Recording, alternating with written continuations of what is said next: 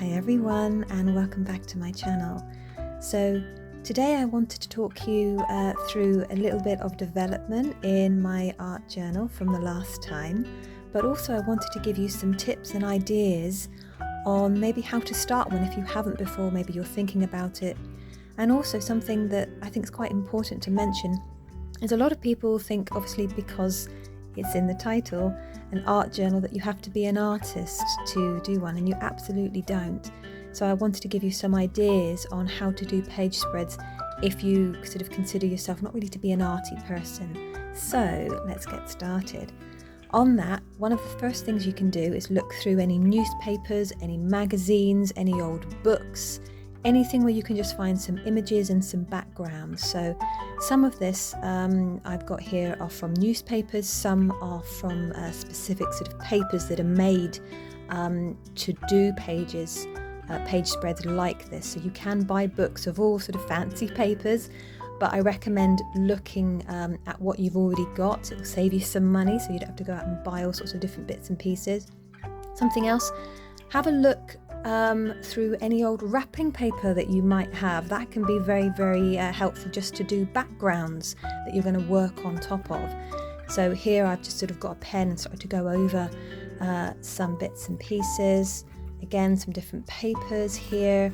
You can sort of go around the edges. If you've got any offcuts of ribbon or fabric, you can use that.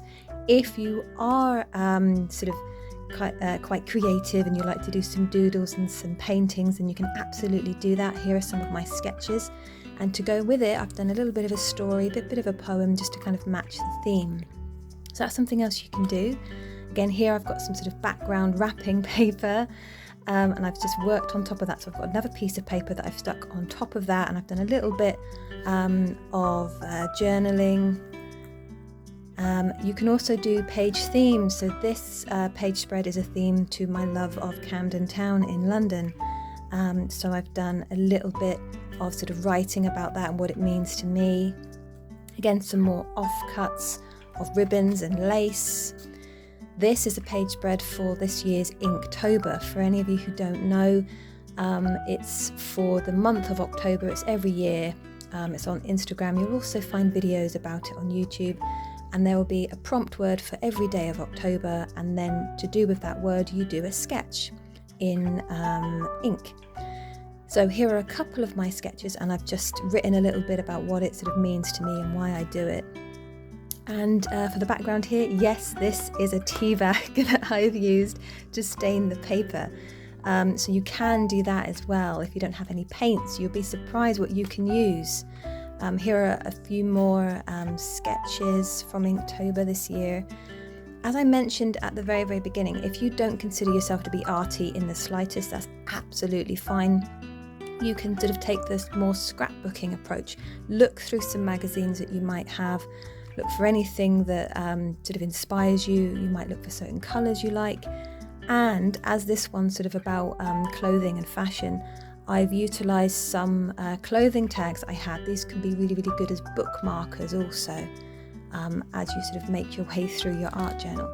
If you do like doing a bit of sketching and drawing, then of course you can do that. You can use all sorts of different bits and pieces. So I've got a mixed media piece here, which is pastel, pen and watercolour.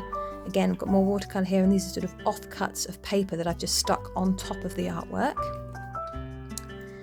Again, the same thing with this, done a little bit of journaling, bit of sketching. Something I'll quickly mention also is the type of paper. So this is a notebook that I'm using. I'll sort of look at the back here. Sorry also that I'm holding my my phone in my hand as opposed to using my tripod. I'm having problems with it at the moment, so do bear with me. So this is an ordinary notebook, so the paper is very, very thin. So if you do happen to have a notebook rather than a sketchbook, you'll notice that notebook has much thinner paper. So if that's the case, all you need to think about is doing any artwork, any sketches on a separate piece of thicker paper and just sticking it in. Because if you try to use any paint or sort of liquid ink, anything like that, on this thin paper, it will make it buckle. So with this, for example, this piece I've just done a quick sketch in ink, but I've done it on sketchbook paper. and I've stuck it in, and that's what all of these are. You can see these are on separate pieces of paper. Instead of sort of making them neat, I've just decided to sort of tear around these drawings I've done and stick them into this notebook. So that's what you can do if you're using a notebook rather than a sketchbook. I had an old notebook I wanted to use up, so you can absolutely do that. You don't have to go out and buy fancy sketchbooks or anything like that. If you happen to have one, brilliant, but if you don't, you can use notebooks. As I said, just bear in mind what materials you want to use on the paper. So this here is a sketch from Folktale Week. Again, similar to Inktober, this is something that happens every November on Instagram, and it's based on folktales, as you may have guessed. What they do is for each day of that week, they give you a prompt word, and then you have to interpret that in a folktale of some description. So for day 6, Bone, what I did is I looked at the myth of Daphne and Apollo. So this is the sort of little sketch that I've done, which was in ink and then colour pencil. So for those of you who are interested in that, I'll let you look up Daphne and Apollo. And yeah, again, a little bit more sort of journaling, sketching. This is the latest one. And again, I love art. Any of you who know me know this. It's something that I not only do, but I teach as well. So this is a little quick sketch that I did in pen, and then I've just done a little bit of journaling. And again, I've used some specifically made papers that I had lying around, and I thought I'd just put these in. But again, as I said, you don't have to go out and buy any of that. You can absolutely look in magazines, look at any wrapping paper. If you've got any offcuts of interesting wallpaper, you'll be surprised what you can use with that.